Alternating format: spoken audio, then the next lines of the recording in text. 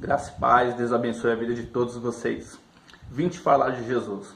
Hoje vamos fazer uma breve reflexão a respeito do Salmo das Páginas Amarelas. Você pode perguntar, o que é isso?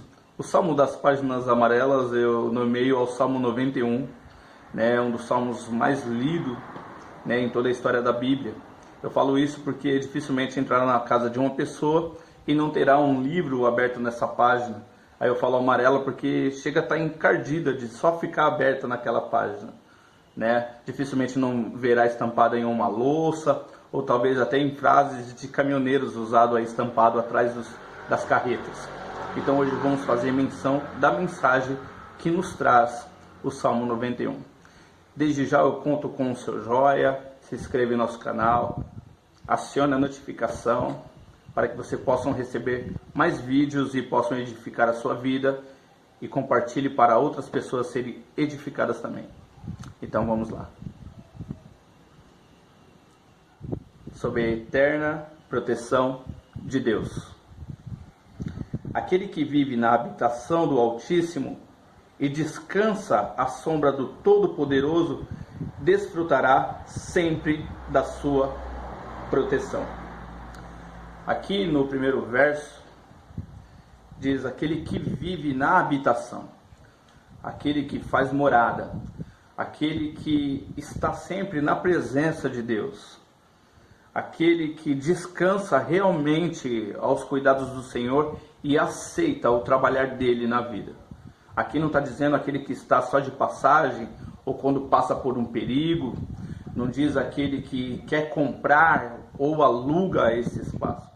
Aqui diz aquele que habita, aquele que está sempre, aquele que faz morada, aquele que peleja na presença do Senhor, no esconderijo, aquele que está sempre aos cuidados de Deus, aquele que se permite que o Senhor trabalhe na vida dele. 2. Sobre o Eterno declara: Ele é meu refúgio, a minha fortaleza, o meu Deus, em que deposito toda a minha confiança. Aquele que você realmente confia que Ele pode mudar. Aquele que é o maior, que não precisa de intermediário, não precisa de nenhum santo, nenhuma ferramenta de internet, nenhum amigo poderoso. Aquele que confia somente em Deus e que Deus possa usar pessoas para te ajudar. Aquele que tem total autoridade quando você realmente tem toda a confiança nele.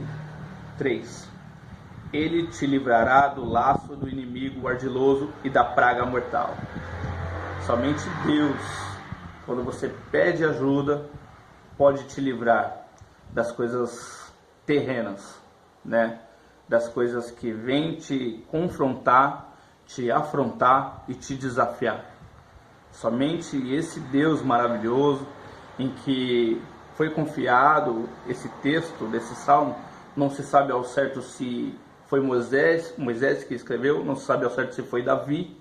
Alguns acreditam que foi Moisés e Davi reescreveu na sua versão, mas é uma oração, uma poesia, uma música talvez, que gera uma inspiração de segurança, de quem realmente corre para um abrigo, fugindo de alguém, de que realmente confia que alguém é superior verdadeiramente para resolver todos os problemas, para vencer uma grande guerra. Então por isso diz, Ele te livrará do laço do inimigo, da armadilha do inimigo.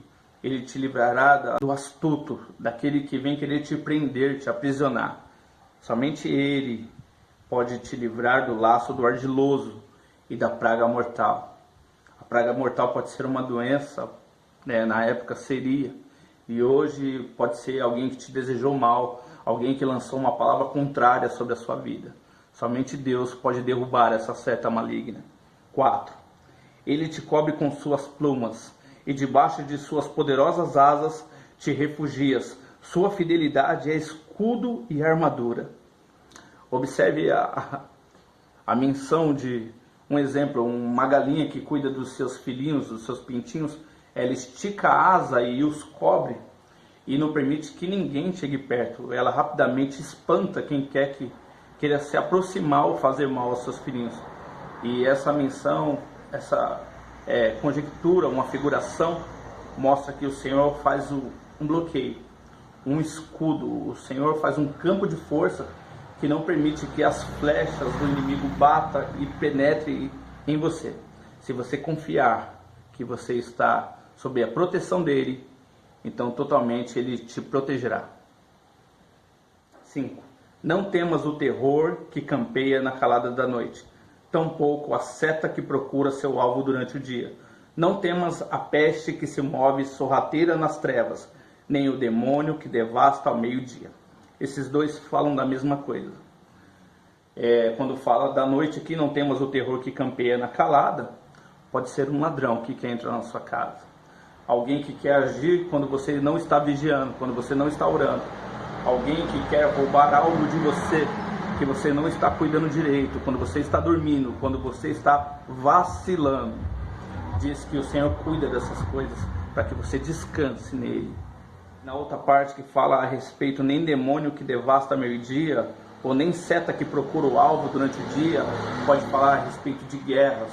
Quando fala de seta, fala de flechas pontudas que querem penetrar em você. E o Senhor também não deixar que essas bombas, esses mísseis enviados pelo inimigo, derrube a sua muralha e afronte a sua casa. 7. Ainda que caiam 1000 ao teu lado e 10.000 à tua direita, tu não serás atingido. Somente teus olhos perceberão e contemplarão a retribuição destinada aos ímpios. Porquanto afirmastes, o Senhor é o meu refúgio, e fizestes do Altíssimo a tua morada. Mais uma vez o salmista vem falando que ele confia, a ponto de querer morar na presença do Senhor. Eu não estou falando de um lugar geográfico como uma igreja, como um templo, né? Falo de estar todo dia na presença dele. Né? Não somente quando está dentro de uma igreja, quem sabe 1 ou 2 vezes por semana, e sim todos os dias permanecer na presença de Deus. Nenhum mal te alcançará, desgraça alguma chegará à tua casa. O Senhor cuida de você quando você cuida das coisas dele. O Senhor cuida de você quando você se mantém na presença dele, e a sua família certamente será alcançada. A sua casa será selada. A sua casa será contemplada com a presença do Senhor. Porque os seus anjos, ele dará ordens a teu respeito, para que te guarde em todos os teus caminhos. Com as mãos eles te sustentarão, para que jamais tropeces em alguma pedra. Aqui vem falar que o Senhor envia anjos para cuidar da sua casa, desde o seu portão até o fundo e dentro dela. Que ele cuida para que você não caia em tentação, para que você não tropece em pequenas pedras. Eu sempre gosto de falar que nós não tropeçamos em montanhas, porque as montanhas você vê e desvia. Eu sempre gosto de falar que tropeçamos em pequenas pedras, e o tombo pode ser muito grave. Poderás pisar sobre o leão e a víbora, pisotearás o leão forte e a serpente mais vil. Porquanto ele me ama, eu o resgatarei, eu o protegerei, pois este conhece o meu nome. Repare que no 13 fala, poderás pisar sobre o leão e a víbora, pisotearás o leão forte e a serpente mais vil. Quando fala de leão, de alguém que é selvagem, de alguém que é bravo, de alguém que é agressivo, né? Fala que o Senhor te permite passar por cima dessas coisas. O Senhor te permite passar por isso sem que isso te faça mal. E quando fala das serpentes, fala de alguém mau, que quer envenenar às vezes a sua imagem, que quer declarar o mal sobre a sua vida, falar mal da sua pessoa, quer denegrir a sua imagem. Essas são as serpentes do nosso dia. Porquanto, 14.